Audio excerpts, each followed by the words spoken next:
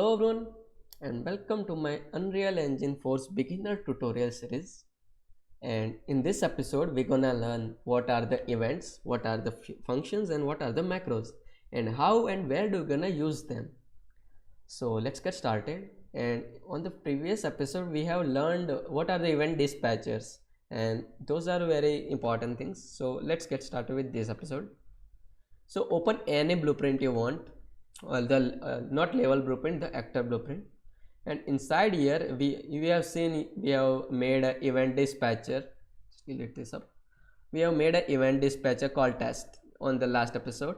In this episode we're gonna make a function, an event and one macro. So what are these three things? So if you right click and make a custom event, you're gonna see a test. I'm gonna call it a test event. I have named a test and it gave me error because we already have named this event dispatcher a test. So we can't name two things, two variables, two functions, same name. So this is our event, and if I hit this functions, you're gonna see this is a function. So I'm gonna call it a test function. Hit compile, save, and let's call this two things. So I'm gonna call a test event and I'm also gonna call a test function. So you're gonna see this both looks similar. So what are the key difference between these two things, and after that we're gonna learn what are the macros. But for first we have learned these three things. So the custom events or the events don't have a return value. So if you just search a return node, you can't find a return node because these events don't have a return node. And if you click on this, you can't find you can find an input but you can't find an output because these things don't have a return node. However, inside your function you have an input and an output, so you can find an input and an output. So you just plus and add an input whatever you want, and if you hit plus and add an output, the return node to whatever you want. If you close this up, and whenever you close and whenever you make a new function, it will open something like this. So this function don't have a return node. That doesn't mean it doesn't return a value, because in the C++ or in the programming concepts, what the function is. So if our function is called and it compiled and being executed correctly, then it will gonna return 0. The return 0 means yeah, we don't have any errors compiling and executing this function. If it returns 1, then yeah, these functions have certain errors to compile do with. So and you can also return whatever you want. So you can just add a return node and you can return to a boolean or integer 64 or integer or string, whatever you want. It's up to you. So you can also return your desired value and you can also return what you want, and it will also return a 0 if this function is compiled and executed successfully. Another key difference is you can use time.h file. The time.h library in C++ is the header library, time.header, and the time.header library is used to use time related events like retriggable delay. So you can see the retriggable delay. You can also use a delay. So you can see on the top right corner you can see a clock icon. This is the use of this. It means these nodes are using a time.h library, the time related events, but you can't use the time related events inside your function. So if you just just drag a node from here and hit a delay, you can't find a delay. You can use a retriggable delay, you can't find a retriggable delay because you can't use the time related events inside your functions. But why is? Because in the programming, the functions are some things they need to be executed in a certain way, the proper way. You don't want to execute it from, let's say, 5-second delay. I want to make this function to execute and wait for 5 seconds, then it gonna execute the second part. No, you can't do that inside your function. So that's why Unreal Engine's developer created this event. So you can do certain things inside your events like retrigger it again or delay it. So if you right click and find an event, you can't find a delay or retriggable delay. So this is the key difference between a function and an event, right? So this is our event, this is our function, and let's talk about a macro. So if you click on this, you're gonna find a macro. I'm gonna call it a test macro. Again, you can't name two things same, and the macro will look something like this. So what are the difference? So you can see a macro have a certain execute node.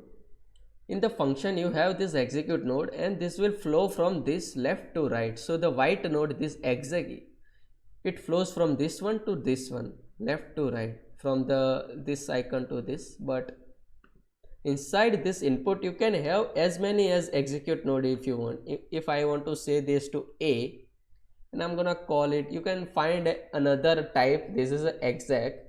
You can't find this exact type inside your function or your events input. So if I hit this, you can't find the exec inside here, but you can find inside it. So you can add the execute node to whatever you want, and let's say I want to add another execute. So you can have as many execute nodes as you want. You can call it to whatever you want, and for that execute node you can do certain things. So let's say my number is greater than 0, so I want to follow this part, otherwise this part. So you can follow this one. You can have as many execute nodes into if you want.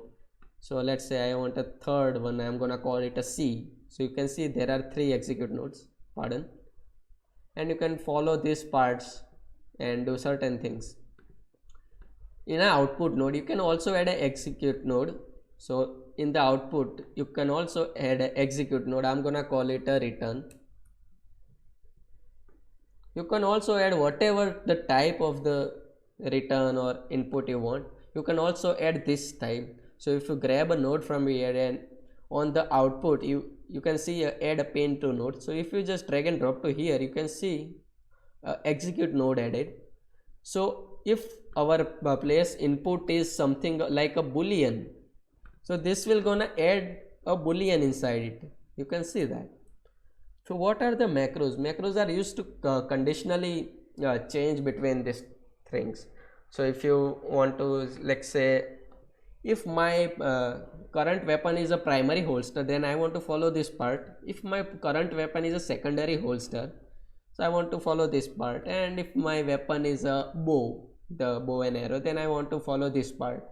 So this is how the macros used. So these 3 things you want to learn, and you can just grab a macro from here, and you can see we can also set a macro. So in your function and a macro you can have a return value. So just click on it and you can add a comment. People are asking how to add a comment, so just click and hit C to add a comment, and I'm gonna call it have return node, and the event does not have a return node. And these are the 2 things. And the you can see that there is only one execute node inside here, but inside this you can add as many as you want. And the icon of the macro is the little cog icon, because it will gonna function it inside this, right? So this is 3 things you want to learn. Again, another thing you want to learn is how to save between this. So how you gonna call it? So this event is using time related functions. So if you want some things like, hey, I want to call this thing but after a certain time, so you're gonna use a delay inside your event. But hey, I want to call this function, so you can't call a delay or something time related inside of functions. So you have to set what I want to use, a function or a event. And for the beginners it doesn't really matters, because it's a very easy thing. But when you level up your skills, and let's say I want to use a line trace inside a tick, then the event should be much more efficient than the functions. So, and if you want a function to be an event, so how do you gonna use? You can just right click and create an event. You can see this create an event, and we can set this event to whatever you want. So if we can attach it to bind with test, pardon, you can see if I bind this one to an event dispatcher, we can add a function to it, and this function could be an event and function or the inbuilt function our Unreal library has. This stop jumping, jumping, these all functions are C++. So let's say this function, if you double, this is a C++ function, so if you double click you can't open it, but rather than you can find this reading a C++ symbols, because this is a C++ library functions. So this is all for it now. Thank you so much guys for watching, and bye bye.